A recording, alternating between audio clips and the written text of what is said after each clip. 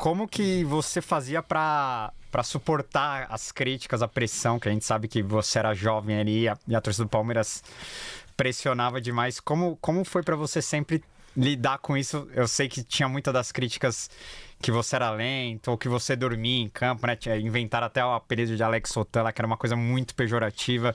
Queria saber como que você lidava com isso, porque a gente falou com o Zinho aqui também, ele falou do Enceradeira lá. Enfim, como que você conseguiu dar a volta por cima? Porque em 99 tem o famoso jogo contra o Vasco, que muita gente acha que é o seu ponto de virada também, né? Porque você toma uma vaia gigantesca. Enfim, eu queria que você falasse como que era para resolver esses problemas de pressão e de cabeça mesmo, numa época em que era uma pauta totalmente inacessível, né? Então, uma época que ninguém falava em estatística e participação, eu já tinha uma preocupação com isso, porque uma das coisas que eu aprendi logo do início é o seguinte: eu não ia correr igual o Zinho corria. Porque o que o Zinho fazia? O Zinho era o cara do desafogo. Então o time apertou, você dá a bola no Zinho. Só que o Zinho, normalmente, ele se posicionava numa zona que estava longe do campo, longe do gol adversário. Então eu me questionava muito aonde eu tenho que me posicionar nessa história aqui. Ser mais participativo como é o Zinho, ou ser mais decisivo um pouco mais na frente.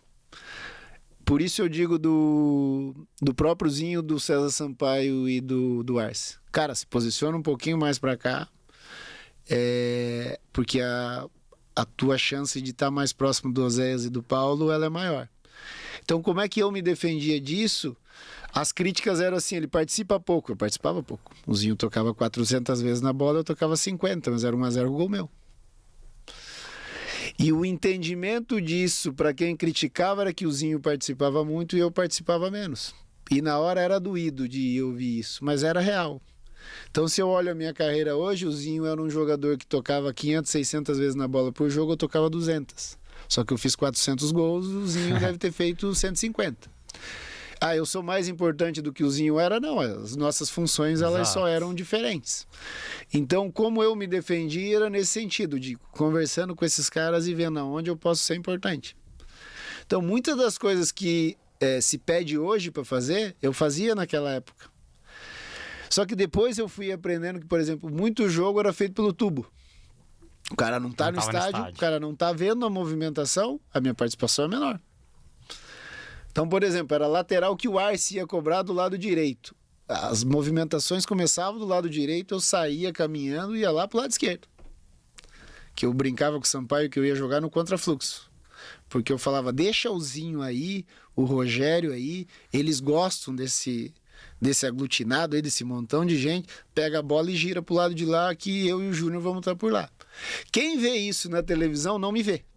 Eu tô fora daquele bolo. Quem vê isso no estádio tem a visão do que está sendo feito. Só que, isso demora. E uma das maiores vitórias minha enquanto jogador de futebol é que eu discutia isso, eu perdi a discussão na época, mas eu ia provando para os caras de que eu podia ser importante pro time. Foi assim no Palmeiras e foi assim na sequência da minha carreira. Fácil não era. E não existia esse tipo de papo. É o seguinte: você vai pro treino amanhã e treina de novo, e você vai pro jogo e joga de novo. Amanhã você joga um pouquinho melhor, um pouquinho pior, mas enfrenta. Mas não existia esse papo, não era no futebol, era na sociedade em geral. O que a gente hoje discute, na época se colocava como frescura. Ou você enfrenta ou você não enfrenta. E no meu caso eu tive que enfrentar para seguir. Fala galera, quer apoiar o Pó de Porco? Então entre no site www.podporco.com.br, na aba Seja Membros, e escolha o plano que encaixa mais pra você. Avante palestra!